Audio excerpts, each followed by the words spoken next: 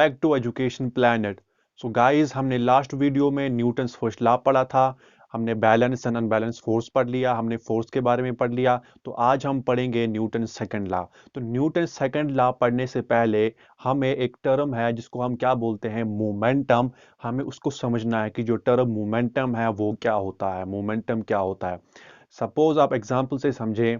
Suppose आपके पास एक cricket ball है और आपके पास एक टेनिस बॉल है। ठीक है। उन दोनों का क्या होगा, जो टेनिस बॉल होती है उसका मास जो है बहुत कम होता है as compare to cricket ball. जो क्रिकेट बॉल जो होती है, जो लेदर बॉल जिसको बोलते हैं आप। अब उन दोनों को आप क्या करोगे, सेम वेलोसिटी से उन दोनों को आप चलाओगे। सपोज 5 मीटर पर सेकेंड की 5 मीटर पर सेकेंड से दोनों को चलाओगे, क्रिकेट बॉल को भी और टेनिस बॉल को भी। अब यहां पर क्या होगा कि आप जब उस बॉल को रोकने की कोशिश करोगे, टेनिस बॉल को, तो आपको कम फोर्स लगेगा उसको रोकने के लिए। आपको कम फोर्स रिक्वायर्ड, आपको फोर्स कम यूज करना पड़ेगा, आपको फोर्स कम लगेगा जो टेनिस बॉल है उसको रोकने के लिए, as compare to leather ball, as compare to cricket ball. Cricket ball को रोकने के लिए आपको फोर्स ज्यादा लगेगा। अब आपको यहां पर क्या समझ आता है, एक बॉल है, दो बॉल है, एक tennis ball and cricket ball, दोनों का मास क्या है, सेम नहीं है। जो क्रिकेट बॉल है उसका मास ज्यादा है as compare to tennis ball. अब आप दोनों बॉल को सेम वेलोसिटी से चलाते हो, दोनों बॉल्स को। अब वहां पर क्या होता है कि जब आप उनको रोकते हो तो आपको ज्यादा फोर्स लगता है क्रिकेट बॉल को रोकने के लिए। क्यों? क्योंकि क्रिकेट बॉल का जो मास है वो ज्यादा है। आप टेनिस बॉल को जब आप रोकते हो तो आपको कम फोर्स लगता है as compare to cricket ball. क्यों? क्योंकि टेनिस बॉल का जो मास है वो कम है। अब यहां पर आपको क्या समझ आया, आपको ये समझ आया, the force the force required to stop a moving body is directly proportional to mass। यहां पर समझो मैंने क्या बोला, दो बॉल से दोनों का मास क्या था, सेम नहीं था। क्रिकेट बॉल का मास ज्यादा था लेकिन जो टेनिस बॉल उसका मास कम था। अब जब आपने उनको सेम वेलोसिटी से चलाया, दोनों को एक वेलोसिटी, सपोज 10 मीटर की स्पीड से, 10 मीटर पर सेकंड, 10 मीटर पर सेकंड दोनों को चलाया। अब आपने क्या किया, वहां पर आपने क्या देखा कि ज्यादा फोर्स आपको किसको लगा रोकने के लिए, क्रिकेट बॉल को। क्यों? क्योंकि उसका मास ज्यादा है। और कम फोर्स आपको लगा किसको रुकाने के लिए, टेनिस बॉल को, क्योंकि उसका उसका जो मास है वो कम है। अब यहां पर आपको यह समझ आया कि the force required to stop a moving body directly proportional to mass. आपको यहां पर यह समझ आया कि जो फोर्स हमें जरूरत होता है एक बॉडी को, मूविंग बॉडी को रोकने के लिए, वो डिपेंड करता है मास पर। अगर मास ज्यादा होगा एक बॉडी का, चलती हुई बॉडी का मास ज्यादा होगा तो ऑब्वियसली उसको रोकने के लिए फोर्स ज्यादा लगेगा। क्या होगा? फोर्स ज्यादा लगेगा। अगर एक बॉडी है जो चल रही है लेकिन उसका जो मास है कम है, जैसे कि टेनिस बॉल की एग्जांपल दी, वहां पर आपको फोर्स कम जरूरत होगा क्या करने के लिए, एक बॉल को रोकने के लिए या एक बॉडी को रोकने के लिए। अब यहां पर यह याद रखना, जब भी आपको किसी जो हाई हेवी बॉडी होगी जिसका मास ज्यादा होगा उसको रोकने के लिए आपको ज्यादा फोर्स लगेगा, और जो कम जो एक बॉडी है जिसका मास कम होगा उसको रोकने के लिए कम फोर्स लगेगा। अब यहां पर याद रखना, the force required to stop a moving body, एक फोर्स जो आपको जरूरत होगा एक बॉडी, मूविंग बॉडी को रोकने के लिए, वो किस पे डिपेंड करेगा, मास पर। अगर मास ज्यादा होगा तो फोर्स ज्यादा आपको लगेगा एक बॉडी को रोकने के लिए, फोर्स कम होगा। अगर मास कम होगा तो फोर्स कम लगेगा आपको एक बॉडी को रोकने के लिए। अब सपोज करो आपके पास दो टेनिस बॉल है, दो टेनिस बॉल्स है, उन दोनों का क्या मास है, मास दोनों का सेम है। तो टेनिस बॉल दो है आपके पास, दोनों का मास सेम है। अब आपने उनको सेम वेलोसिटी से चलाया, पहले सेम वेलोसिटी से चलाया। आपने क्या देखा कि आपको बराबर फोर्स लगा, एक ही फोर्स उस टेनिस बॉल पे लगा पहले वाले पर, और दोनों जो दूसरा बॉल था उस पे भी एक ही फोर्स लगा आपको रोकने के लिए। लेकिन अब आपके पास दोनों टेनिस बॉल वही है। अब आपने क्या कराया, आपने दोनों टेनिस बॉल को अलग अलग वेलोसिटी से चलाया। सपोज ए जो बॉल है, बॉल ए जो है उसको आपने 5 मीटर पर सेकेंड से चलाया, और बॉल बी है उसको 10 मीटर पर सेकेंड से स्क्वायर 10 मीटर पर सेकेंड से चलाया। अब देखो, ये जो दोनों का, ए का और बी का, दोनों की वेलोसिटी डिफरेंट है, स्पीड डिफरेंट है। पहला ए बॉल है उसकी 5 मीटर पर सेकेंड और बी बॉल है 10 मीटर पर सेकेंड। अब आप क्या देखोगे कि जो बॉल ए है उसको रोकने के लिए स्पीड कम, आप उसको रोकने के लिए फोर्स कम जरूरत पड़ा, कम रिक्वायर्ड फोर्स पड़ा आपको। आपको दूसरा जो बॉल है जो 10 मीटर पर सेकेंड से चल रहा है, उसको रोकने के लिए आपको फोर्स ज्यादा जरूरत आया, आपको फोर्स ज्यादा जरूरत है, आपको रिक्वायर्ड जो फोर्स है वो ज्यादा है। किसके लिए? जो बॉल सेकेंड है। दो है आपके पास, ball A and ball B. फिर से समझाता हूं मैं, ball A and ball B. जो बॉल ए है, मास दोनों का सेम है। बॉल ए जो है उसको आपने चलाया 5 मीटर पर सेकेंड की स्पीड से, बॉल बी है उसको आपने चलाया 10 मीटर पर सेकेंड के स्पीड से। अब आप क्या देखोगे, जो बॉल ए है, आपको बॉल ए को रोकने के लिए कम फोर्स की जरूरत पड़ेगी, और जो बॉल बी है उसको रोकने के लिए ज्यादा फोर्स की जरूरत पड़ेगी एज कंपेयर टू बॉल ए। क्यों? क्योंकि जो बॉल बी है वो ज्यादा स्पीड से चल रहा है एज कंपेयर टू बॉल ए। अब आपको यहां पर क्या समझ आया कि जो फोर्स है वो किस पे डिपेंड करता है? वो वेलोसिटी पे भी डिपेंड करता है। तो अब यहां पर याद रखना, force required to stop a moving body is directly proportional to velocity। मतलब क्या है? जो पहला हमने जो देखा, वहां पर जो फोर्स है वो किस पे डायरेक्टली प्रोपोर्शनल, वो किस पे डिपेंड करता है? मास पर। अब यहां पर हमने एग्जांपल से ये समझा कि जो फोर्स है वो वेलोसिटी पर पे डिपेंड करता है। कैसे? जब दो बॉल को हमने डिफरेंट वेलोसिटी से चलाया, जिस बॉल की वेलोसिटी जो ज्यादा थी, तो वहां पर हमें फोर्स ज्यादा जरूरत पड़ा उस बॉल को रोकने के लिए। अब यहां पर ये समझ आया, दो चीजें हमने यहां पर समझी। एक ये कि फोर्स जो है वो डिपेंड करता है किस पर? एक मास पर। एक मास अगर एक बॉडी का ज्यादा है तो वहां पर ज्यादा फोर्स लगेगा।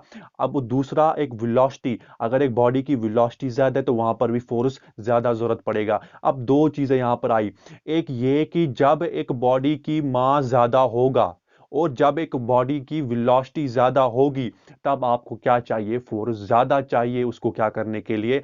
स्टॉप करने के लिए। अब आपने क्या समझा कि जो फोर्स है वो किस पर डिपेंड करता है? मास और वेलोसिटी पर। और मास और वेलोसिटी हमें एक नई टर्म देती है जिसको हम मोमेंटम बोलते हैं। क्या बोलते हैं? मोमेंटम। हम मोमेंटम की डिफिनेशन देखो, momentum of a body is defined as the product of its mass and velocity. Product किसका? मोमेंटम किसके बराबर होता है? मोमेंटम बराबर होता है मास इनटू वेलोसिटी के। अब आप यहां पर समझो मोमेंटम क्या होता है। सपोज ये एक मेरे पास बॉडी है, ठीक है, इसका कुछ मास है, मास आया, एक पॉइंट आया हमारे पास। मोमेंटम किसके बराबर होता है? मास और वेलोसिटी। अब इसके पास क्या, एक बॉडी है, इसके पास क्या है? इसका मास है। अब देखो, अब इसको मैं वेलोसिटी देता हूं, इसको मैं फोर्स देता हूं, उस फोर्स से क्या आता है? ये स्पीड में आता है, मतलब इसकी वेलोसिटी हो जाती है, ये वेलोसिटी चलने लगता है। तो ये जब चलने लगता है तो इसमें वेलोसिटी आ गई। चलो ये 5 मीटर पर सेकंड से चल रहा है, चलो ये चल रहा है ऐसे। यहां पर दो चीजें, एक इसका अपना मास और एक वेलोसिटी। अब मास इंटू वेलोसिटी क्या देता है? मोमेंटम। ये एक बॉडी है, इसका मास है सपोज 2 kg का, ठीक है, सपोज करो। और मैं इसको चला रहा हूं यहां से यहां, यहां से यहां चला रहा हूं इसको 2 मीटर पर सेकेंड से। इसकी वेलोसिटी क्या है? 2 मीटर पर सेकेंड। और मास कितना है? 2 kg। अब मास इंटू वेलोसिटी, एक मास अभी तो नहीं है, अभी तो सिर्फ इसका मास है, वेलोसिटी नहीं है। अब इसमें मैंने वेलोसिटी दी 2 मीटर पर सेकेंड से, तो मास इंटू वेलोसिटी क्या आ गई? मोमेंटम। अभी देखो यहां पर क्या है, सिर्फ इसका मास है 2 kg सपोज। अभी इसमें क्या मोमेंटम है?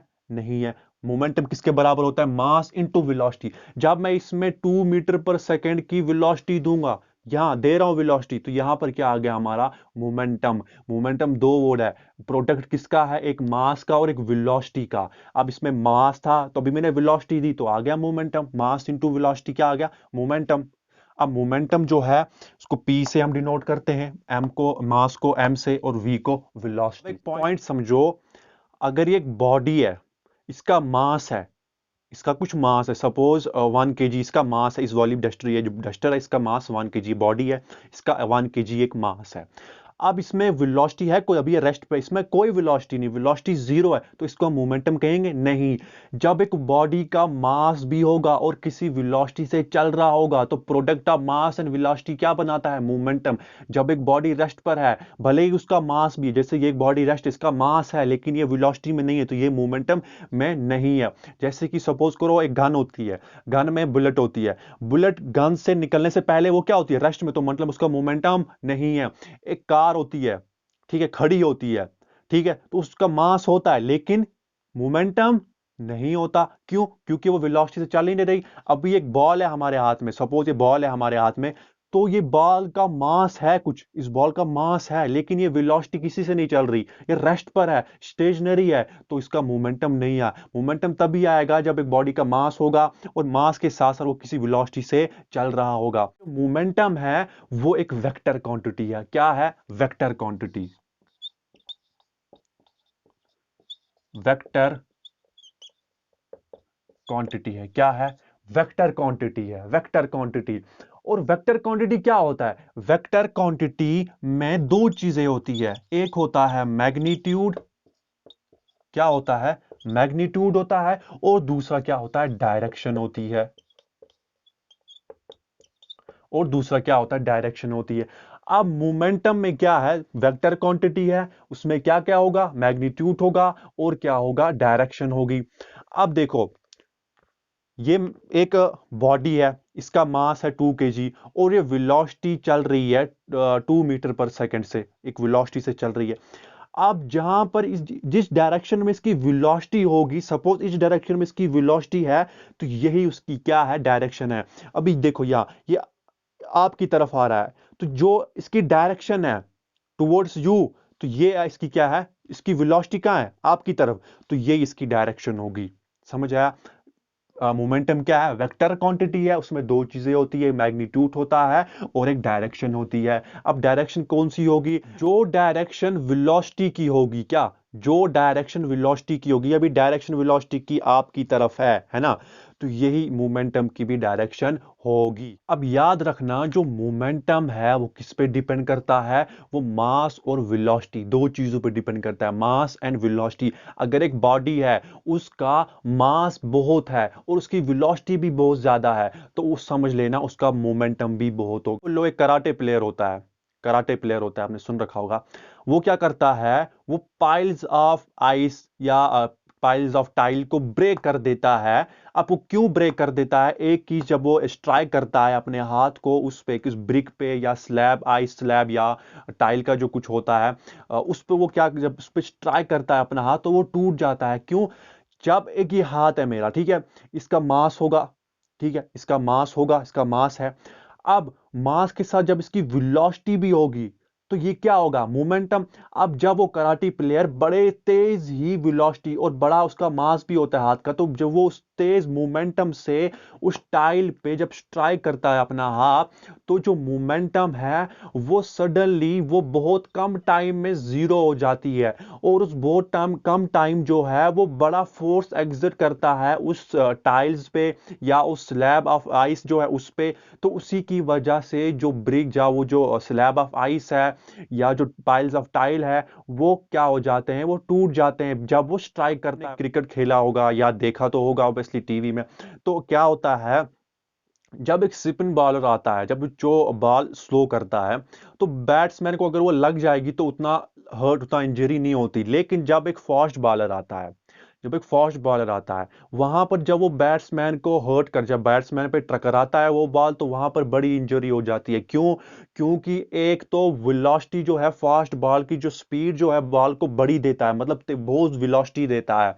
और दूसरी बात क्या होती है कि जो मास भी होता है बॉल का, तो मास और वेलोसिटी क्या बनाती है? मोमेंटम। जब मास और वेलोसिटी मोमेंटम बनाएगी, जब एक बॉडी की मास भी होगा और वेलोसिटी बड़ी तेज होगी, तो जब बैट्समैन को वो क्या बॉल जब पड़ती है कहीं पर, तो वो क्या करता है, बड़ा हर्ट हो जाता है, उसको बड़ा इंजरी हो जाती है वहां पर।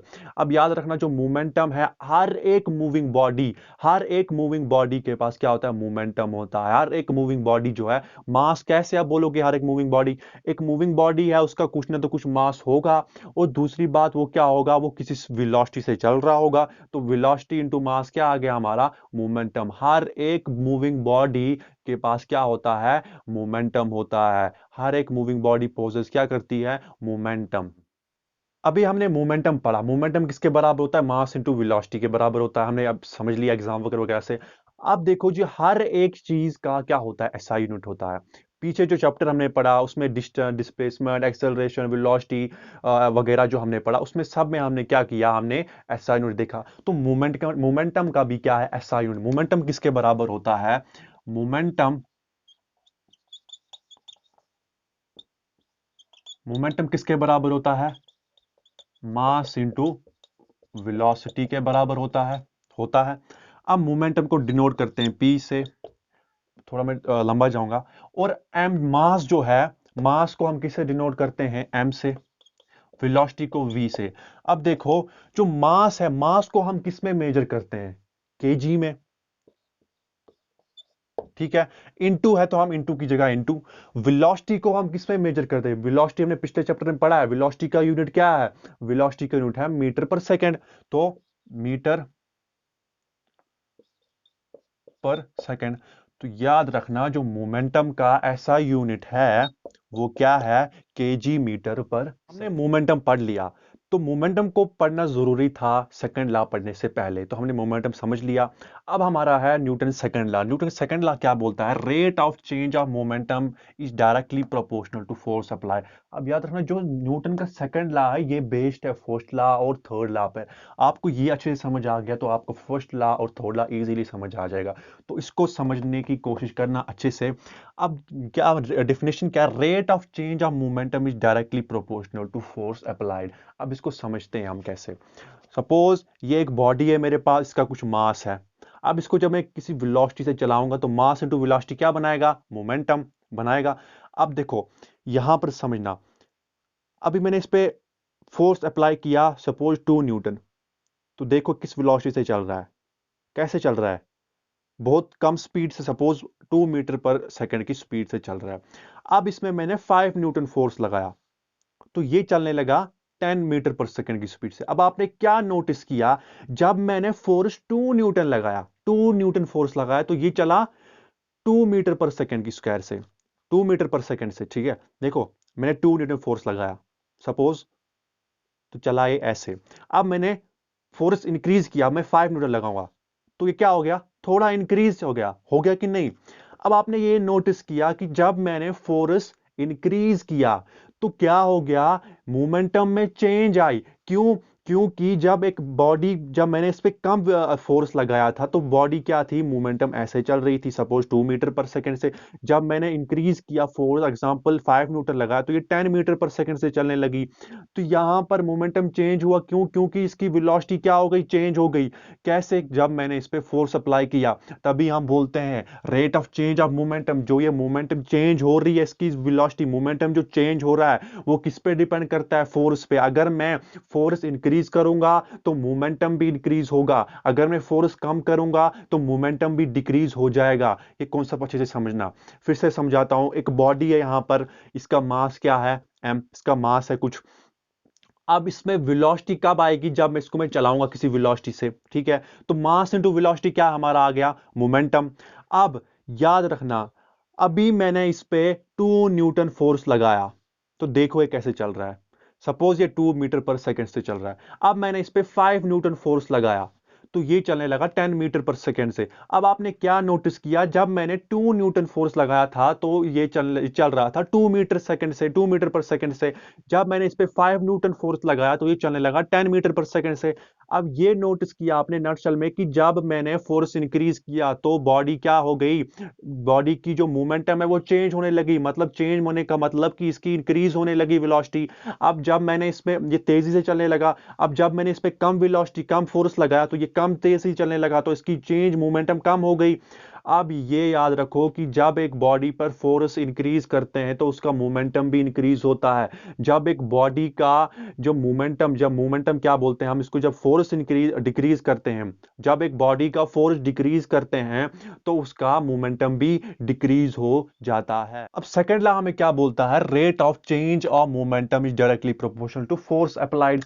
इसको हम कैसे, इसको ऐसे लिख सकते हैं, force is directly proportional to change in momentum upon time. Upon time क्यों लिखा, कि डिफिनेशन में ही है rate of change of time, rate of change of momentum, momentum का चेंज होना with respect to time. Rate जब भी आएगा समझ लेना वहां पर टाइम है, इसीलिए force is directly proportional to change in momentum upon time. अब हम इसको डिराइव करेंगे। अब हम जो force is directly proportional to change in momentum upon time, अब इसे हम डिराइवेशन करेंगे किसकी, force is equal to mass into acceleration. कैसे, ध्यान रखना, देखो एक बॉडी है हमारे पास, एक बॉडी है पॉइंट ए पर, ठीक है, बॉडी एक है पॉइंट ए पर, अब इसको पॉइंट बी तक जाना है, ठीक है। अब बॉडी जो है उसका मास है m, एक बॉडी है उसका मास है m। तो जब भी एक बॉडी एक पॉइंट ए है, इस यहीं से स्टार्ट होगी, जहां से स्टार्ट होगी तो उसकी क्या होगी, इनिशियल वेलोसिटी होगी। तो इनिशियल वेलोसिटी हम क्या लेंगे, वो किसको डिनोट करते हैं हम, u से। अब बॉडी टाइम t लिया इसने यहां से यहां तक पहुंचने में, कितना टाइम लिया, t टाइम लिया a टू b पहुंचने में और यहां पहुंचा, ठीक है। यहां पर भी इसका कुछ मास होगा, वही मास यहां पर होगा। और यहां पर क्या फाइनल पोजीशन ये है बी, इसकी क्या थी, फाइनल पोजीशन थी, तो उसको किससे डिनोट करते हैं हम, v से डिनोट करते हैं। अब देखो मोमेंटम क्या होता है, मोमेंटम होता है मास इनटू वेलोसिटी होता है। अब चेंज इन मोमेंटम क्या होता है, final momentum minus initial momentum. अब फाइनल मोमेंटम क्या होगा इसका, यहां पर देखो F is equal to final momentum ये होगा m इंटू वी, तो एम वी। और चेंज इन मोमेंटम का मतलब final momentum minus initial momentum, तो फाइनल माइनस इनिशियल मोमेंटम। अब अपॉन टाइम कितना लिया था इसने, टी, तो टी आया हमारा वापस। इतना समझ आया, ये हमने कहां से लिया, ये हमने इससे लिया, force directly proportional to change in momentum upon time, जो न्यूटन का सेकंड लॉ है वहां से हमने ये लिया।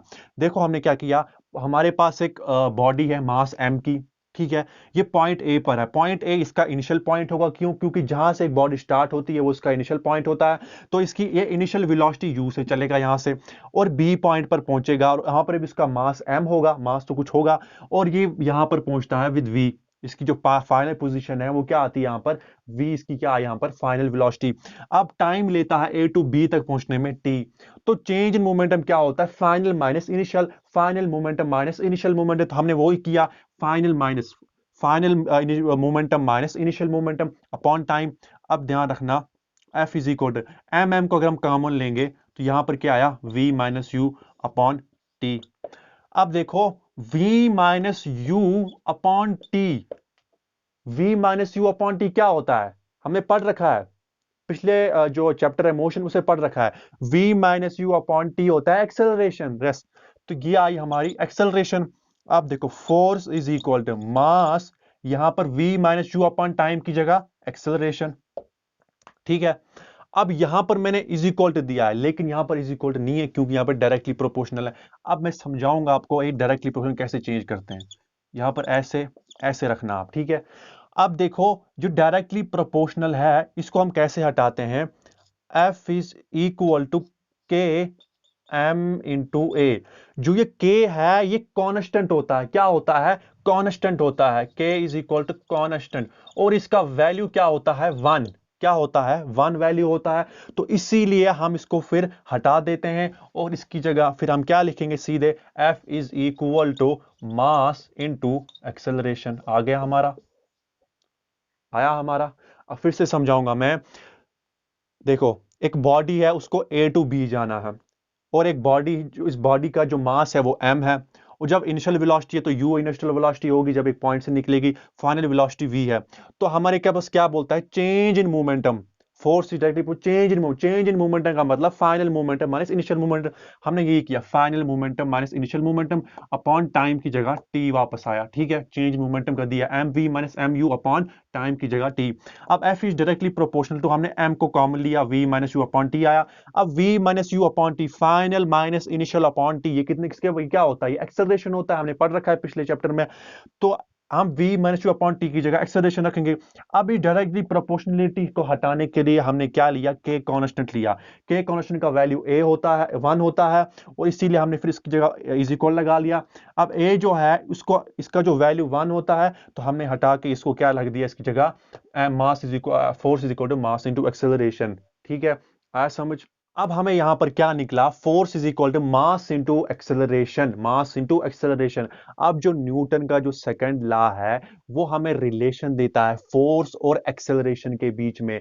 जब एक बॉडी, जब एक ऑब्जेक्ट पे फोर्स अप्लाई करते हैं तो वो एक्सेलरेशन करती है, क्या करती है, एक्सेलरेशन करती है। अब याद रखना, जो एक्सेलरेशन प्रोड्यूस होती है, the acceleration produced is directly proportional to force. इसका मतलब क्या है, सपोज ये एक बॉडी है, इसका मास भी है, अब इसको मैंने, इस पे एक्सेलरेशन प्रोड्यूस हुई कब, जब इस पे मैंने फोर्स अप्लाई किया। अब जितना फोर्स मैं अप्लाई करूंगा, मतलब जितना ज्यादा फोर्स अप्लाई करूंगा उतनी एक्सेलरेशन इंक्रीज होगी, जितना फोर्स कम यूज करूंगा, जितना फोर्स कम अप्लाई करूंगा उतनी एक्सेलरेशन कम होगी। अब ये समझना, ये बात समझना नटशेल में, कि जब एक फोर्स, जितनी बॉडी पर जितना फोर्स अप्लाई होगा उतनी बॉडी इतनी एक्सेलरेशन से चलेगी। अगर ज्यादा फोर्स अप्लाई करेंगे तो ज्यादा एक्सेलरेशन करेगा, अगर कम हम क्या करेंगे, कम फोर्स अप्लाई करेंगे तो कम एक्सेलरेशन करेगा।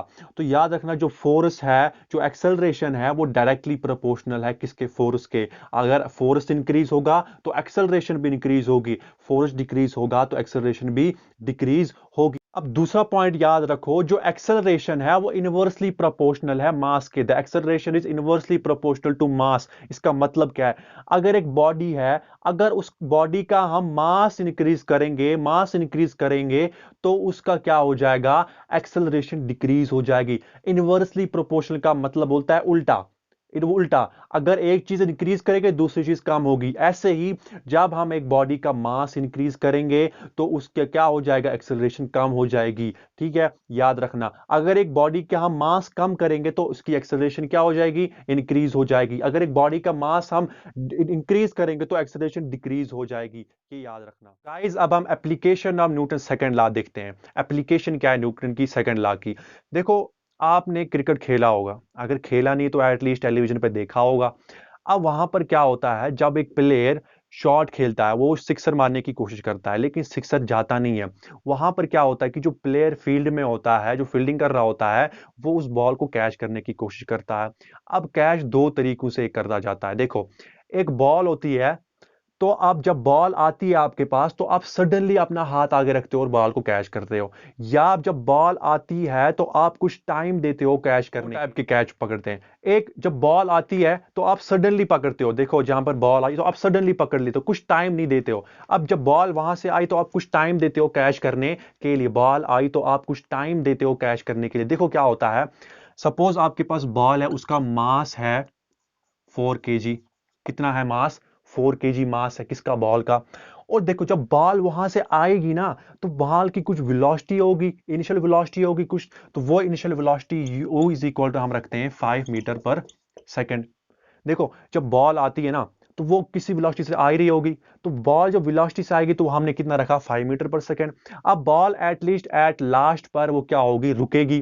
तो जब बॉल रुकेगी तो उसकी फाइनल वेलोसिटी क्या हो जाएगी, 0, तो v रखेंगे हम 0। अब देखो, अब टाइम क्या रखेंगे हम, टाइम देखना, जब बॉल वहां से आई, ये कौन सा केस है, जब बॉल, जो बैट्समैन है, जो फील्डर है, वो क्या करता है, वो हाथ अपने पीछे लेता है कैच करने के लिए। वहां पर वो क्या करता है, जब बॉल आती है ना तो वो बॉल के साथ साथ अपना हाथ हाथ भी पीछे लेता है, अपना हाथ भी पीछे लेता है। हाथ क्यों पीछे लेता है? वो टाइम देता है उस बॉल की स्पीड कम करने में। अब कैसे? देखो टाइम, सपोज जब उसने बॉल को जब उसके साथ हाथ के साथ टच हुआ तो उसने कितना टाइम लिया कैच करने, पूरा कैच करने के लिए? सपोज उसने लिया 2 सेकेंड।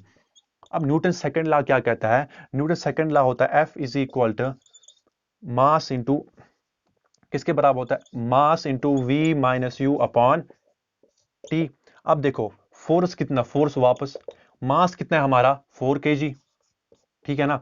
वी कितना है हमारा? यू 0, माइनस यू कितना है हमारा? F 5, टाइम कितना है हमारा? 2 सेकेंड, है ना। अब देखो ये कितना आ गया?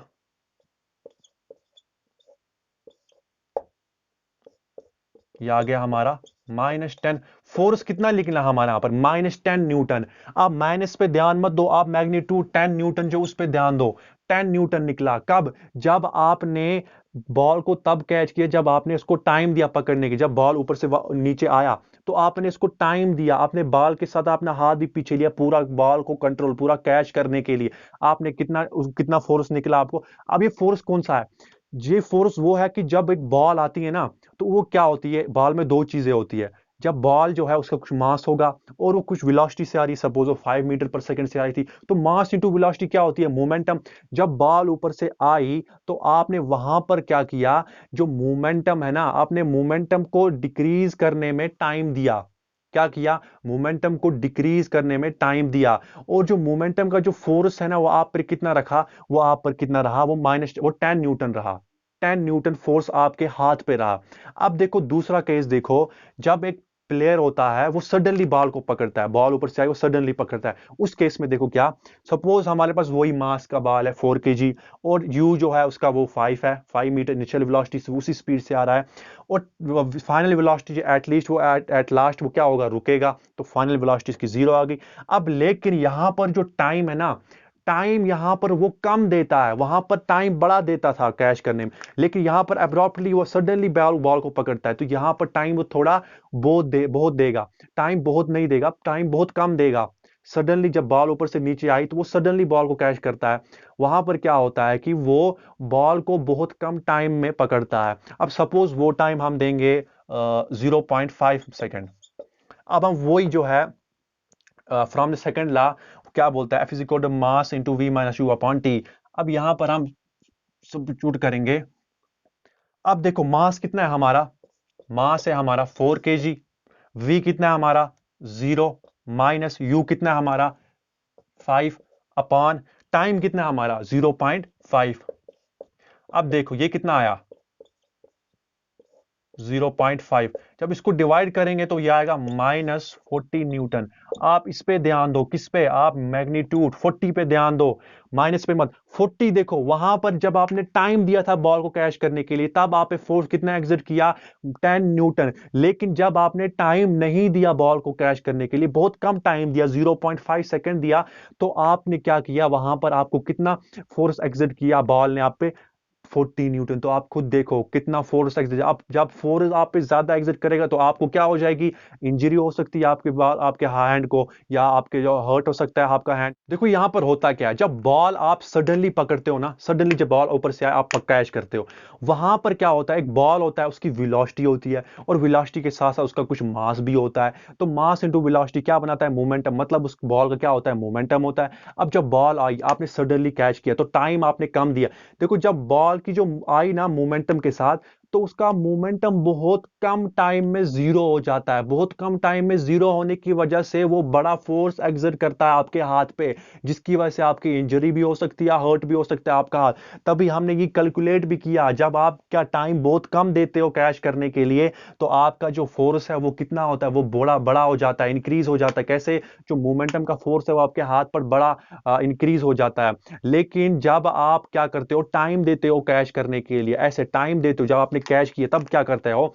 जो आप मोमेंटम है वो अचानक से जीरो नहीं होता। आप मोमेंटम को धीरे धीरे कम करते हो और वो जीरो पर रिड्यूस होता है और बड़ा टाइम लेता है। टाइम के बाद उस टाइम से क्या होता है, उस टाइम की ड्यूरेशन से, जैसे हमने पहला जो किया हमने, जब 2 सेकंड लिया हमने, तो वहां पर जब टाइम ड्यूरेशन उसने थोड़ा 2 सेकंड लिया तो उससे क्या हो गया, मोमेंटम जो है वो रिड्यूस तो जीरो हो गया, लेकिन वो फोर्स आप पे बड़ा एग्जिट नहीं करता। वो फोर्स पे आप पे बहुत कम फोर्स एग्जिट करता है, जिसकी वजह से आपको इंजरी नहीं होती, इसकी वजह से आपको हर्ट नहीं होता। अब जब बॉल आप क्या होता है, जब आप इन सडनली बॉल को रोकते हो तो मोमेंटम को क्या होता है, मोमेंटम जीरो पे डिक्रीज रिड्यूस हो जाता है बहुत कम टाइम में, जिसकी वजह से आपकी जो हाथ पे उस पर बड़ा फोर्स एग्जिट करता है, जो हमने कैलकुलेट भी किया। अब जब आप बॉल को कैच करते हो, बड़ा टाइम देते हो कैच करने के लिए, आप बॉल को अपने जो हाथ है उसके साथ पीछे भी लेते हो, आप जो बॉल के साथ अपना हाथ भी पीछे लेते हो, उससे क्या होता है कि जो टाइम जो रिड्यूस है ना मोमेंटम, वो सडनली रिड्यूस जीरो पे नहीं होता, वो कुछ टाइम के बाद रिड्यूस होता है, जिसकी वजह से क्या होता है कि जो मोमेंटम है वो आपके हाथ पे बड़ा फोर्स एग्जिट नहीं करता। जो हमने पहले कैलकुलेट किया वो कितना निकला था हमारा, 10 न्यूटन। तो जो उस पे वहां पे 10 न्यूटन हुआ, तो मतलब वो फोर्स कम आप पे एग्जिट करता है, जिसकी वजह से आपके जो हाथ पे उस पे इंजरी वगैरह नहीं हो सकती। सो गाइस, आज हमने न्यूटन सेकंड लॉ पढ़ा, इसकी एप्लीकेशन पढ़ी, तो कल हम नेक्स्ट वीडियो में न्यूटन का थर्ड लॉ पढ़ेंगे, उसकी एप्लीकेशन वगैरह पढ़ेंगे। और तब तक के लिए goodbye, take care, and don't forget to subscribe my channel and press the bell icon for more classes. Thank you.